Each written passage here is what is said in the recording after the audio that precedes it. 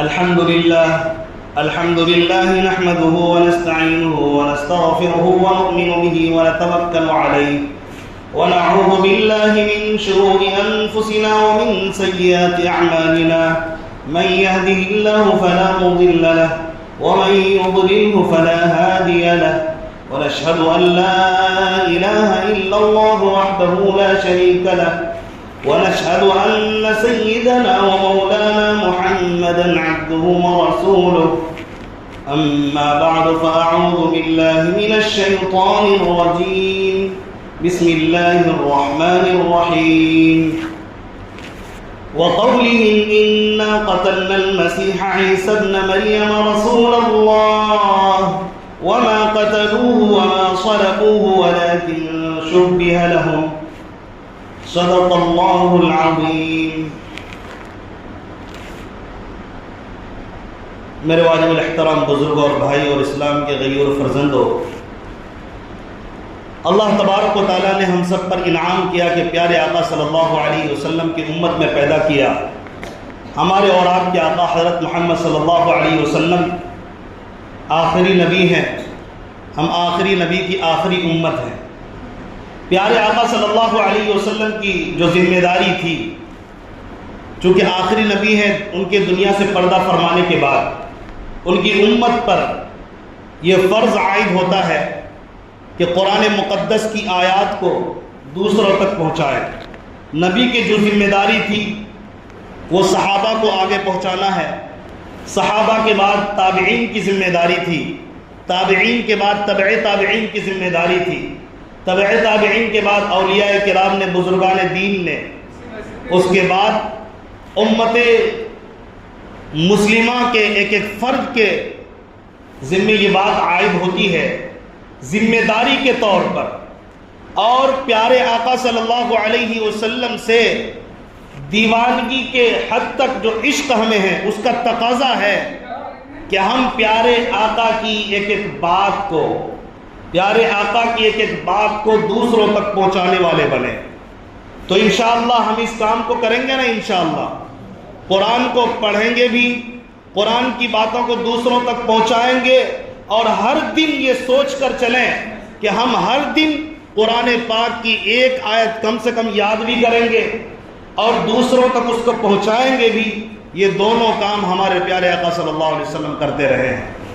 بلکہ نبی پاک علیہ السلام کے ذمے، انبیاء کے ذمے اللہ تعالیٰ 4 کام لگاتا ہے۔ کتنے کام لگاتا ہے بتائیں؟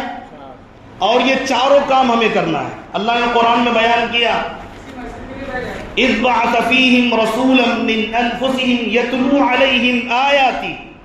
آپ ہمارے ساتھ بولتے رہیں۔ اب اس وقت میں فتنے کے دور میں اب ہمیں سبقاً ایک ایک بات کو یاد کرنا چاہیے، اور اس کام کو اہم سمجھتے ہوئے یاد رکھ لیجئے کہ یہ اتنا اہم کام ہے، ہمارے کھانے پینے سے بھی زیادہ اہم ہو چکا ہے کہ ہم اپنے ایمان کی حفاظت کریں، اپنے نسلوں کی ایمان کی حفاظت کریں، ورنہ ایمان کے ڈاکو ہر طرف آپ کو گلیوں میں، محلوں میں آپ کے ایمان کے ڈاکو ملیں گے۔ اس سے گزشتہ جمعہ میں نے آپ کے سامنے فتنے کا تذکرہ کیا تھا، وہ سمجھیے پارٹ 1 تھا۔ آج میں پارٹ 2 پر گفتگو کروں گا کہ فتنہ کس قدر یہ عام ہوتا جا رہا ہے۔ تو میں نے عرض کیا، نبی کے ذمے اللہ 4 کام لگاتا ہے۔ کتنے کام لگاتا ہے بھائی؟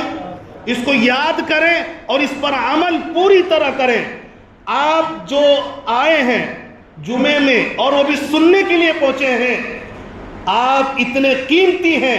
آپ امت مسلمہ میں جو سب سے اہم طبقہ ہوتا ہے وہ آپ ہیں، کسی اور پر نہیں، بلکہ جو سننے والے ہیں وہ یہ سوچیں کہ میں ایک ایک بات میرے ذمہ عائد ہوتی ہے کہ میں جو بھی جانوں امت تک پہنچاؤں گا۔ پہلا کام اللہ نے قرآن میں بیان کیا، یتلو علیہم آیاتی، وہ اپنے رب کی آیت کی تلاوت کرتے ہیں۔ کیا کرتے ہیں؟ اپنے رب کی آیت کی تلاوت کرتے ہیں۔ اپنے رب کی آیات کی تلاوت یعنی قرآن مقدس کی تلاوت کرتے ہیں۔ نمبر 1، قرآن مقدس کی تلاوت کریں گے انشاءاللہ۔ پیارے آقا یہ کام کرتے تھے، ہم بھی نبی کے غلام ہیں، نبی کے عاشق ہیں، کرتے رہیں گے۔ قرآن مقدس کی تلاوت کرتے رہے ہیں اور آئندہ کرتے رہیں گے. ایک دن بھی نہ گزرے جس دن ہم نے ایک آیت کی کم سے کم تلاوت نہ کی.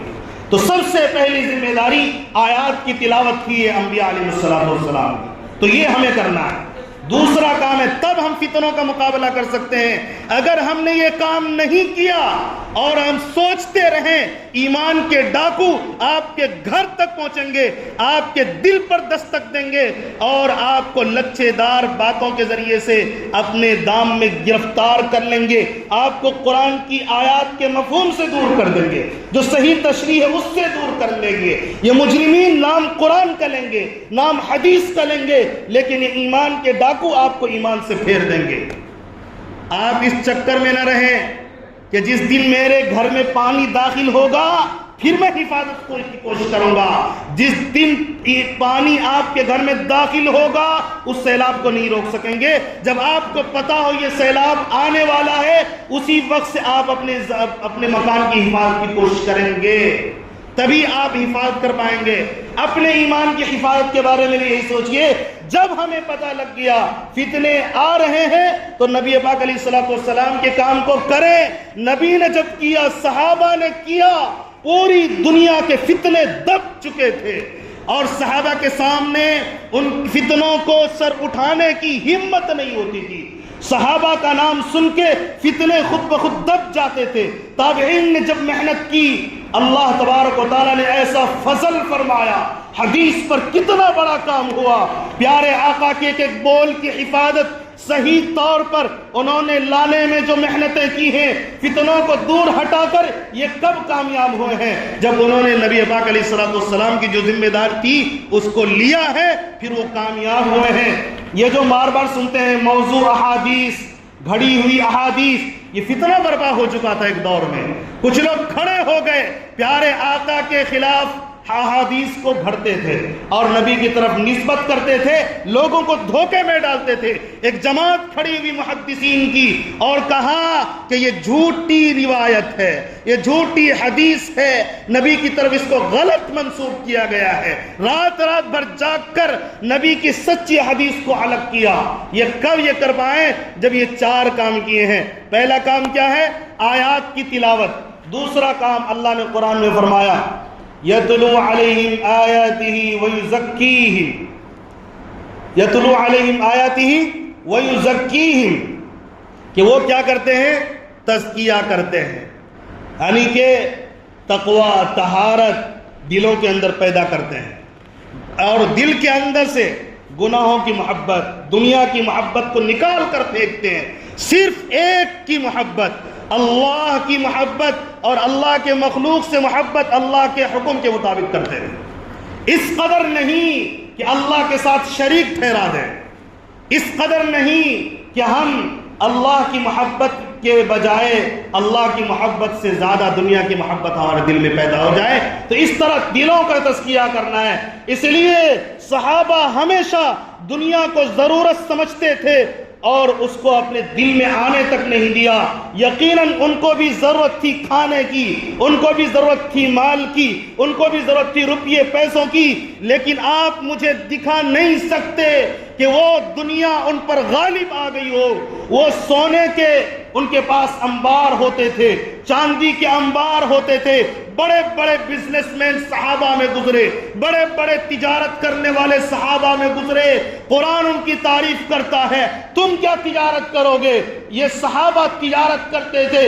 رجال اللہ تلہیہم تجارت ولا بیع عن ذکر اللہ واقام الصلاۃ وایتاء الزکاۃ. یہ وہ لوگ ہیں جن کی تجارت ان کو اللہ کے سامنے سجدہ ریز ہونے سے, نماز قائم کرنے سے, زکوٰۃ دینے سے, اللہ کا نام لینے سے نہیں روک سکتے تھے.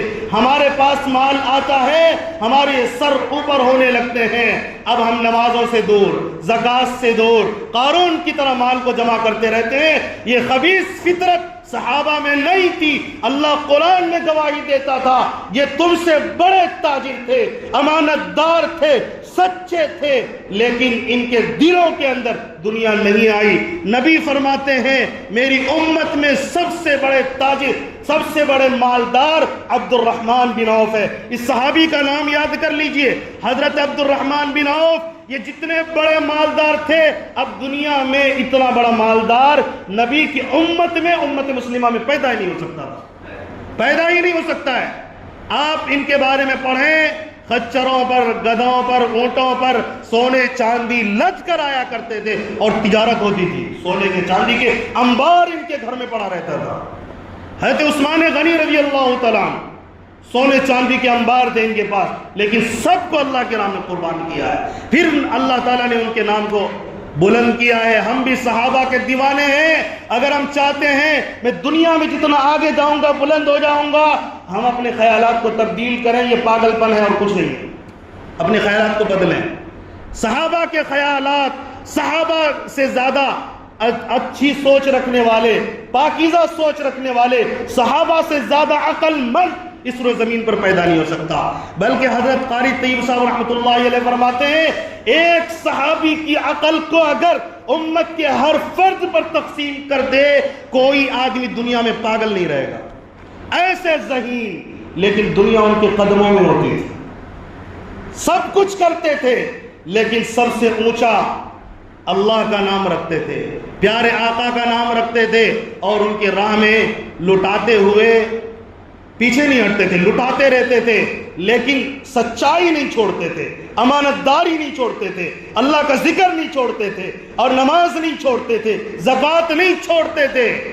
یہ اللہ قرآن میں کہہ رہا ہے، میں اپنی بات کچھ نہیں کر رہا ہوں۔ صحابہ کے صفات کو اللہ نے قرآن میں بیان کیا، اور ایسا نہیں کہ صرف صحابہ نے کیا، بلکہ صحابہ کے بعد تابعین نے قربانیاں دی ہیں، پوری زندگی لگا دی، تبع تابعین نے لگا دی، اولیاء نے لگایا، بزرگان دین نے لگایا۔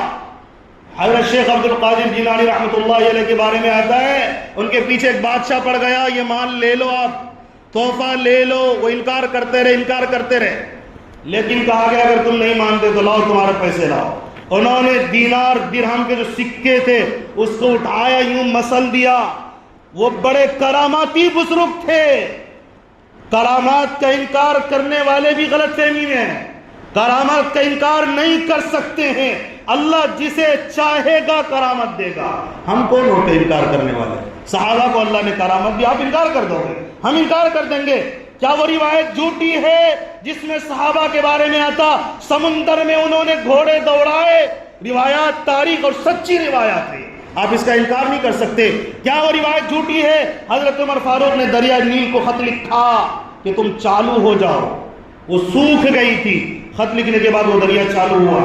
صحابہ نے گھوڑے دوڑائے، پیر تک نہیں بھیگے۔ اسی طرح کرامات کا ظہور ہوتا ہے، اس کا انکار ہم نہیں کر سکتے۔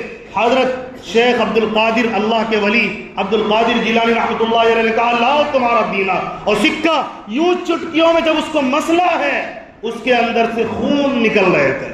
انہوں نے کہا کہ یہ تمہارے قوم کے خون ہے، تم یہ پیسہ مجھے دینا چاہتے ہو؟ تم منصف بادشاہ ہوتے، تم انصاف کرتے، قوم کا حق دیتے، میں تمہارے تحفے کو قبول کرتا۔ تمہارے پاس قوم کا یہ مال ہے، یہ تمہارا مال نہیں ہے، لہذا دیکھو یہ قوم کا خون ان سکوں سے باہر نکل رہا۔ ایسا ایمان ان کے پاس موجود تھا، اتنا احتیاط تھا، اتنا تقویٰ تھا۔ اللہ تعالیٰ نے کیسے مقامات کو بلند کیا ہے جب انہوں نے آیات کی تلاوت کی، تزکیہ کیا۔ اپنے دل کو پاک رکھیں، اپنے دل میں اللہ کی محبت سب سے اوپر، رسول کی محبت سب سے اوپر، اللہ کے قرآن کی محبت سب سے اوپر، اس سے اوپر کسی کی محبت نہیں۔ رسول سے کی سنت سے زیادہ کسی سے پیار نہیں۔ رسول کی سنت کے مقابلے میں کچھ آ جائے پیروں تلے دبا دیں، نبی کی سنت کو آگے کریں۔ سامنے والے کھڑے ہو کر دنیا کے پجاری، ان کی آنکھوں میں آپ غصہ دیکھیں، ناراضگی دیکھیں، ان پر آپ لاحول پڑھیے کہ اپنے ایمان کا محاسبہ کرو۔ میں سنت کا داعی ہوں، لہذا پیارے آقا سے بڑھ کر کسی کا طریقہ بہتر نہیں، لہذا تم ناراض ہوتا ہو، تم اپنے ایمان کا محاسبہ کرو، مجھ پر ناراض ہونے کا تمہیں کوئی حق نہیں ہے۔ آپ دیکھیں، مثال دیتا ہوں میں آپ کو، آپ دیکھیں شادیوں میں محبت کی بات کر رہا ہوں، تزکیہ کی۔ تزکیہ کسے کہتے ہیں؟ شادیوں میں دیکھیں لوگ کھڑے ہو کر کھا رہے ہیں، آپ بیٹھ جاؤ، اور جو کھانا آپ کو بلا کر لے کے گیا دعوت میں، ان کو کہو بھائی آپ کھانا یہاں ٹیبل پر لا کے لگائیں، آپ کی ذمہ داری۔ اگر وہ ناراض ہوتا ہے، آپ کہو کہ آپ ناراض ہوتے ہیں کس وجہ سے بھائی؟ آپ تو ایک طرف کہتے ہیں دعوت قبول کرنا مسلمان کا حق ہے، کس نے بتایا بھائی؟ اللہ کے نبی نے۔ جب آپ نبی کی بات کرتے ہیں تو یہ بھی تو نبی کی بات ہے، دسترخوان بچھا کر بیٹھ کر انسان کی طرح کھاؤ، کھڑے ہو کر نہ کھاؤ، میں تو نبی ہی کی بات کر رہا ہوں۔ دعوت تم نے دی نبی کے طریقے پر، ہم نے قبول کیا نبی کے طریقے پر، کھلا بھی دو نبی کے طریقے پر۔ ہم تو اتنی بات کہنا چاہتے ہیں، ایک بات نبی کی بات مان لی، دوسری اپنی منمانی کر لی، یہ نہیں چلنے والا، اس کو ختم کریں۔ میرا کہنے کا مطلب یہ ہے کہ ہر ایک میں اپنے تزکیہ کریں۔ تو دوسرا کام کیا کرتے تھے نبی؟ تزکیہ۔ اور تیسرا کام نبی پاک علیہ السلام نے کیا کیا؟ وَيُعَلِّمُهُمُ الْكِتَابَ وَالْحِكْمَةَ، حکمت کی اور تعلیم کتاب کی بات نبی صلی اللہ علیہ وسلم کرتے تھے، تلاوت کرتے تھے، تزکیہ کرتے تھے، اور تیسری بات کتاب کا علم سکھاتے تھے، اور چوتھی بات حکمت سکھاتے تھے۔ تو ہم سیکھیں گے بھی اور سکھائیں گے بھی۔ نبی کے دیوانے یہی کرتے اور کرتے رہیں گے۔ جب یہ کام کریں گے تو فتنوں کا خاتمہ ہوگا۔ تو میں عرض یہ کر رہا تھا، فتنوں کا جب نزول ہوا تو ایک فتنہ اس دور میں فتنہ شکیل بن حنیف کا پیدا ہوا۔ یہ اپنے آپ کو کہتا میں عیسیٰ بھی ہوں، مہدی ہوں۔ ایک آدمی دو کیسے ہو سکتا ہے بھائی؟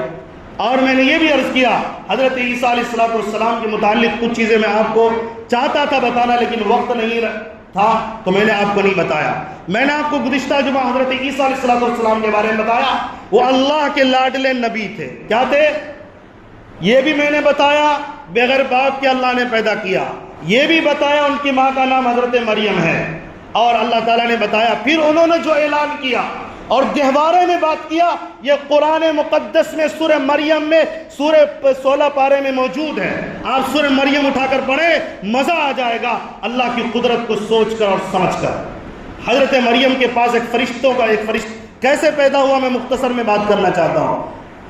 اللہ تبارک و تعالیٰ قرآن میں کہہ رہا وَاذْكُرْ فِي الْكِتَابِ مَرْيَمَ إِذِ انتَبَذَتْ مِنْ أَهْلِهَا مَكَانًا شَرْقِيًّا فَاتَّخَذَتْ مِنْ دُونِهِمْ حِجَابًا، کہ حضرت مریم علیہ السلام کا تذکرہ قرآن میں کرو۔ اللہ کہتا یاد کرو، مریم کے واقعے کو پڑھو اور یاد کرو۔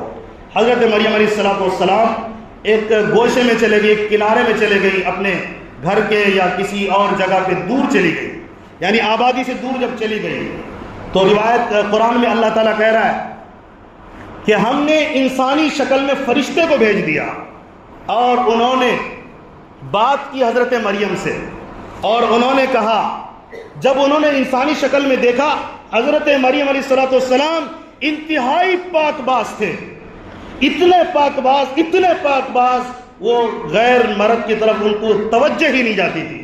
اچانک جب دیکھا ایک انسان سامنے آ گیا تو انہوں نے سوال کر دیا آپ کون ہیں؟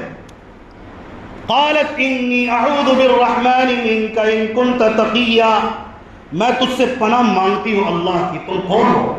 تمہارے پاس اگر ڈر اور خوف ہے تو تم یہاں سے چلے جاؤ، میں تم سے پناہ مانگتی ہوں۔ انہوں نے کہا انما انا رسول ربک، آپ جیسا سوچ رہی میں انسان نہیں ہوں، میں فرشتہ ہوں، میں اللہ کی طرف سے بھیجا ہوا فرشتہ ہوں، میں آیا ہوں تاکہ آپ کو لڑکا عطا کرو۔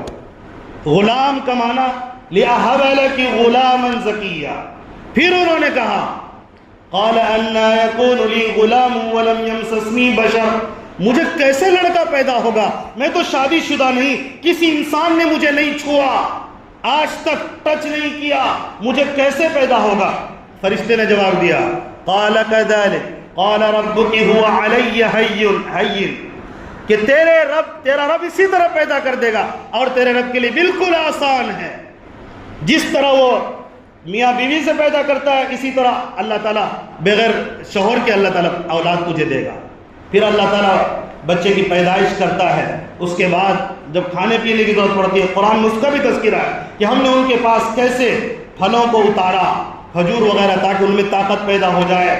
اس کے بعد جب مجمع میں آئی تو اس کا بھی تذکرہ کیا، جب لوگ آتے تھے اللہ تعالیٰ کی طرف سے حکم تھا آپ نے ایک لفظ بھی نہیں بولنا ہے، آپ کو روزہ رکھنا ہے، بولنے کا روزہ رکھنا ہے، تو وہ جو بھی آ کے ان سے بات کرتے وہ کہتی تھی انی نذرت للرحمن صوما فلن اکلم اليوم انسیا، میں روزے سے ہوں، میں نے منت مانی ہے، میں نے ارادہ کیا میں کسی سے بات بھی نہ کروں، کسی انسان سے میں بات نہیں کروں گی۔ پھر لوگوں نے جب کہا اے مریم تم کیوں بات نہیں کرتی، تو میں نے گزشتہ جمعہ بتایا کہ پھر اللہ تعالیٰ کا حکم ہوتا ہے کہ ان سے بات کرو، آپ اس بچے کی طرف اشارہ کریں جو بچہ بول نہیں سکتا تھا، اللہ نے قوت گویا دی، معجزہ عطا کیا۔ حضرت عیسیٰ علیہ السلام وہ نبی ہے جن کو بچپن میں ہی اللہ تعالیٰ نے نبوت عطا کر دی، اس لیے انہوں نے کہا انی عبد اللہ آتانی الکتاب وجعلنی نبیا وجعلنی مبارکا اینما کنت واوصانی بالصلاۃ، اللہ تعالیٰ نے مجھے نبی بنا کر بھیجا، کتاب مجھے دیا ہے، مجھے وصیت اللہ تعالیٰ نے کی ہے میں نماز قائم کروں، وبرم بوالدتی، میں زکوٰۃ بھی ادا کروں، وبرم بوالدتی، اور اپنے والدہ کی فرما برداری کروں میں۔ تو یہ اللہ تعالیٰ نے مجھے حکم دیا وَلَمْ يَجْعَلْنِي جَبَّارًا شَقِيًّا، اور میں بدبخت ظالم نہ بن جاؤں۔ پھر جب حضرت عیسیٰ علیہ السلام کی پرورش ہوئی، نبوت اللہ تبارک و تعالیٰ کی طرف سے مل چکی تھی، جب اللہ کی طرف سے صحیفوں کا نزول ہوا، کتاب کی بات آئی کہ کتاب کی دعوت دے دی، جب کتاب کی دعوت دی تو جو مخالف ہو گئے انہوں نے قتل کی پلانی، قتل کی سازش کی، اور انہوں نے چاہا کہ ان کو پھانسی پر لٹکا دیا جائے۔ قرآن اسی کا تذکرہ کرتا ہے کہ جب انہوں نے پھانسی پر لٹکانے کا ارادہ کیا اور آ گئے پھانسی دینے کے لیے، تو انہوں نے ان کو پکڑ کر پھانسی پر چڑھانا چاہا، اللہ تبارک و تعالیٰ نے اپنے فضل سے ان کو بچایا۔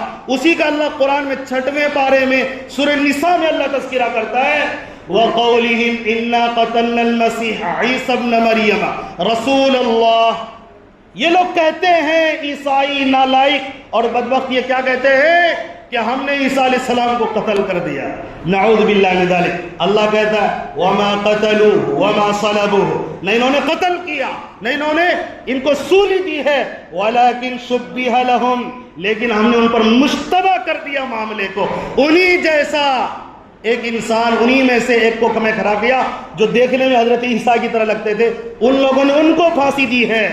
اللہ تعالیٰ نے حضرت عیسیٰ کو کیا کیا بَلْ رَفَعَهُ اللَّهُ إِلَيْهِ، اللہ تبارک و تعالیٰ نے ان کو اپنی طرف اٹھا لیا۔ کیا کیا بھائی؟ موت نہیں دیا، اگر موت دیتا، وفات دیتا، اللہ کہتا موت میں نے دیا، موت خود عربی لفظ ہے، وفات خود عربی لفظ ہے، جس کے معنی موت کے معنی موت ہوتے ہیں، مر جانا، جان نکل جانا، لیکن اللہ کہتا ہے بَلْ رَفَعَهُ اللَّهُ إِلَيْهِ، اللہ نے بلند مقام پر، اونچے مقام پر اٹھا لیا۔ پیارے آقا تفسیر کرتے ہیں اللہ تعالیٰ نے آسمانوں پر حضرت عیسیٰ علیہ السلام کو اٹھا لیا۔ تو حضرت عیسیٰ علیہ السلام کہاں ہیں ابھی بتائیں، قرآن کے مطابق حضرت عیسیٰ کہاں ہیں؟ بولیے زور سے، ارے اور زور سے بولیے، کہاں ہیں؟ آسمان پر ہیں۔ کہاں ہیں؟ یاد کریے، سبق بہکانے کی کوشش جاری ہے۔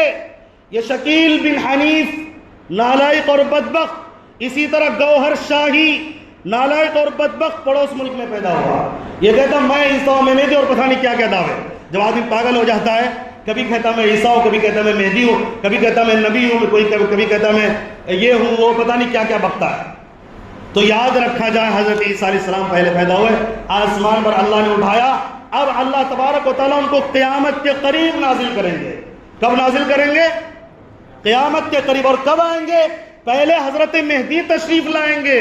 یہ گڈمٹ کرتے ہیں اور روایت کیا پڑھتے ہیں؟ جھوٹی روایت پڑھتے ہیں، کہتے ہیں لا مہدی الا عیسیٰ، یہ جھوٹی روایت ہے، اللہ کی قسم کسی محدث نے اس روایت کو سچ نہیں کہا، یہ جھوٹی روایت ان ظالموں نے کہا کہ مہدی تو عیسیٰ ہی ہیں۔ اور نبی فرماتے ہیں اتنی کثرت سے روایات، اتنی کثرت سے روایات ہیں، اور بخاری میں، مسلم میں، ترمذی میں جھٹلایا نہیں جا سکتا۔ اللہ نے حضرت مہدی کے ایک حلیوں کو بیان کیا۔ حضرت عیسیٰ علیہ السلام پہلے نبی آئے ہیں، پیدا نہیں ہوں گے، نبی کے بعد کوئی نبی پیدا، نیا نبی پیدا نہیں ہوگا، بلکہ آسمان سے نازل ہوں گے۔ کب نازل ہوں گے؟ اللہ کے نبی فرماتے ہیں پہلے حضرت مہدی رضی اللہ تعالیٰ تشریف لائیں گے۔ حضرت مہدی یہ نبی کی امت میں ہوں گے، 40 سال میں ان کا ظہور ہوگا، لوگ ان کو پہچانیں گے، ان سے بیعت کریں گے۔ 7 سال یا 9 سال یہ حکومت کریں گے۔ کتنے سال؟ اور یہ کہتے ہیں دربھنگا میں پیدا ہو کر، پڑوس ملک میں پیدا ہو کر میں مہدی ہوں، میں عیسیٰ ہوں، نعوذ باللہ من ذالک۔ ان پر ہمیں افسوس بھی کبھی اظہار کرنا چاہیے، اور ماننے والے پر تو بہت ہی افسوس ہے کہ انہوں نے اپنے ایمان کا گلا گھوٹا ہوا ہے۔ وہ بادشاہت کریں گے اگر تم عرب میں پہنچ گئے ظالموں۔ شکیل بن حنیف کا کوئی آدمی پہنچ گیا، یا شکیل بن حنیف پہنچ گیا عرب میں جدہ ایئرپورٹ پر جا کے، وہ اگر یہ کہہ دے میں مہدی ہوں، اللہ کی قسم جوتے ماریں گے وہیں پر وہ، اور وہ عرب میں داخل تو کیا ہوں گے، واپس کریں گے، بلکہ ان کو جیل میں بھی ڈالا جا سکتا ہے، کیونکہ وہاں پر کفار و مشرکین کی نو انٹری ہے۔ کیا ہے؟ کفار و مشرکین کی جو دعویٰ کرے عجب میں سے، دربھنگا کا، بہار کا، دلی کا، ہندوستان کا، پاکستان کا جو دعویٰ کرے اور وہ عربی نہ بولتا ہو، وہ جا کر کہے میں مہدی ہوں، تو جوتے مار کے واپس کریں گے۔ عربی النسل ہوں گے، کہاں پیدا ہوں گے؟ مدینے میں پیدا ہوں گے۔ حضرت عیسیٰ علیہ السلام کب آئیں گے؟ اب میں آپ کو بتا رہا ہوں۔ اللہ کے نبی نے فرمایا حضرت عیسیٰ علیہ السلام جب آئیں گے تو یہ 7 سال ان کا دور گزر گیا ہوگا، یا 5 سال یا 7 سال حضرت مہدی کا دور گزر چلا ہوگا۔ پھر حضرت عیسیٰ علیہ السلام دمشق کی جامع مسجد پر نزول کریں گے۔ کیوں آئیں گے وہ بھی میں بتاتا، وقت کی قلت ہے نہیں بتا سکوں گا۔ دمشق کی جامع مسجد میں نازل ہوں گے فجر کے وقت میں، اقامت کہی جا چکی ہوگی۔ یہ دمشق کی جامع مسجد ملک شام میں ہے، اقامت فجر کی کہی جا چکی ہوگی۔ حضرت مہدی نماز پڑھانے کے لیے آگے بڑھ چکے ہوں گے، امامت کے لیے آگے بڑھ چکے ہوں گے، امامت کے لیے جب آئیں گے تو پیچھے ہٹنے لگیں گے وہ، چونکہ نبی حضرت عیسیٰ نبی ہیں اور یہ امتی ہیں۔ حضرت مہدی کون ہے؟ نبی کی امت میں ہے، حضرت عیسیٰ نبی ہیں، پہلے امتی کے نبی ہیں، تو ان کا مقام زیادہ بڑا ہے، یہ پیچھے ہٹنے لگیں گے۔ لیکن حضرت عیسیٰ کہیں گے نہیں، اقامت آپ کے لیے کہی جا چکی ہے، آپ مصلی پہ جا چکے ہیں، اب آپ ہی امامت کریں گے، تو وہ نماز کو مکمل کرائیں گے۔ پھر حضرت عیسیٰ علیہ السلام کے ساتھ مل کر، یہ حضرت عیسیٰ علیہ السلام کے ساتھ مل کر باطل کا مقابلہ کریں گے، اور دجال کو حضرت عیسیٰ علیہ السلام اپنے ہاتھوں سے قتل کریں گے۔ دجال کا فتنہ برپا ہو چکا ہوگا، اس وقت دجال کا فتنہ نہیں ہے۔ اور یہ کس طرح سے بہکاتے ہیں؟ کہتے ہیں یہ امریکہ ہی دجال ہے، نعوذ باللہ من ذالک۔ دجال ایک شخص ہوگا، انسان کے جیسا ہوگا، اس کا ایک آنکھ کانا ہوگا، یہ ملک کا نام نہیں ہے دجال۔ یہ کہتے ہیں دجال آ گیا، میں مہدی ہوں عیسیٰ۔ اس لیے اب ہمیں مقابلہ کرنا ہے اس باب میں، حضرت عیسیٰ کو نبی ماننے والے، حضرت مہدی کو امتی ماننے والے، اور یہ ماننے والے کہ قیامت کے قریب آئیں گے۔ دیوبندی بھی مانتا ہے، بریلوی بھی مانتا ہے، اہل حدیث بھی مانتا ہے، شیعہ بھی مانتا ہے۔ اسی لیے اب ہمیں جو ان کا دعویٰ کرے، ہم سارے مسلک کے لوگ مل کر ان کو جواب دیں گے انشاءاللہ۔ ہم کبھی ان کو مہدی نہیں مانیں گے، ان پر لعنت بھیجیں گے۔ اور اگر یہ گوہر شاہی کا کوئی آدمی آپ کو ملے، میں کہتا ہوں اللہ کے لیے یوٹیوب دیکھنا بند کر دیں۔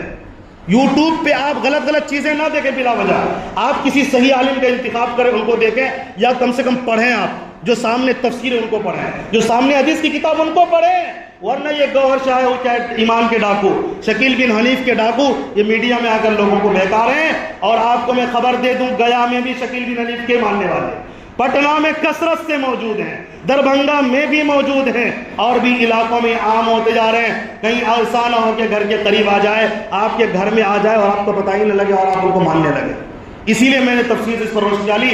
ہم لوگ سب مل کر ان کا مقابلہ کریں گے، کوئی نہیں مانیں گے ان کی بات کو انشاءاللہ۔ اللہ تبارک و تعالیٰ تمام کو کہنے سننے زیادہ عمل کی توفیق عطا فرمائے۔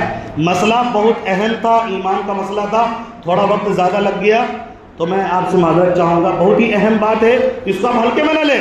ایمان سے قیمتی کوئی دولت نہیں، یاد رکھیے، جان سے بھی بات پیارا ایمان ہے، ان کی حفاظت کی بات ہو رہی ہے۔ اس لیے بہرحال وقت زیادہ لے لیا تو میں معذرت چاہوں گا، آپ ہمیں معاف کریں۔ جزاکم اللہ خیرا۔ دعائیں برائے صحت۔ ڈاکٹر اعجاز علی کی بیگم ملکہ بانو کی طبیعت خراب ہے، اللہ تعالیٰ